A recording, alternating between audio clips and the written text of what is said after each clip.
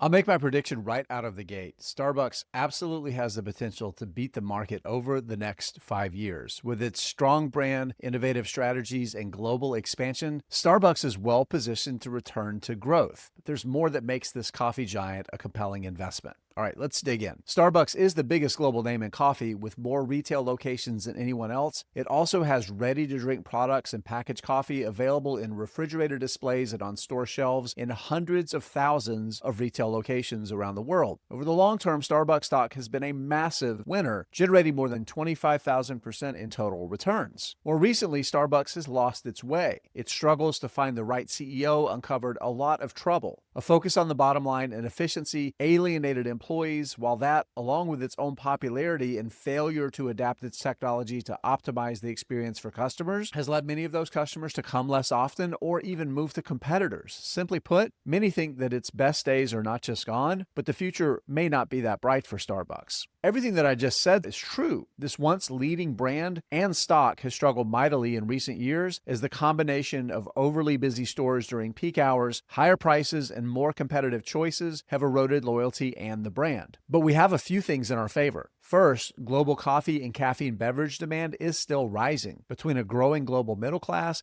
and a still strong brand with real advantages that come with its scale, Starbucks remains in a solid position to capitalize. Second, it now has one of the best, if not the best, operators in food and restaurants running the show in Brian Nichol, who has a deep track record of turning around great but struggling brands, with Chipotle most recently and Taco Bell before that. Now, his skills aren't in being the most innovative, but in his relentless focus on leveraging a brand's strengths, using technology to be better, and being an exceptional operator of the business. Third, I think the valuation is compelling at about 16 times the prior peak operating cash flows, and with a dividend yield of 2.7% with a market cap of $97 billion, Starbucks is probably not nearly as big a business as you might think. Now, turnarounds are hard, and Starbucks is facing more intense competition than ever before. That means more people are looking for an alternative. They might just find one that they love. But I think the biggest risk to Starbucks, in my opinion, is its own ability to navigate and execute on a turnaround. It's got to reestablish momentum and return to growth. I'd love to hear your thoughts in the comments on where you think Starbucks will be in 5 years. Now, let's recap it. Starbucks has the potential to beat the market over the next 5 years. The brand is still very strong with most of its customers, and Nichol's Back to Starbucks initiative is simplifying operations for baristas, making their jobs easier and better. And that, along with better technology, is helping ensure that the next beverage made behind the counter is for the first customer waiting in front of the counter. When you combine those things with a reasonable valuation, there's a lot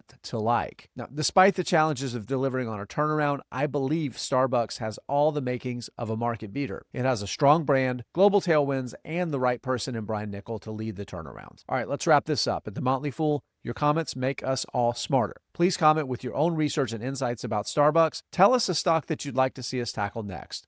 Go to fool.com/invest to receive the top 10 best stocks to buy now.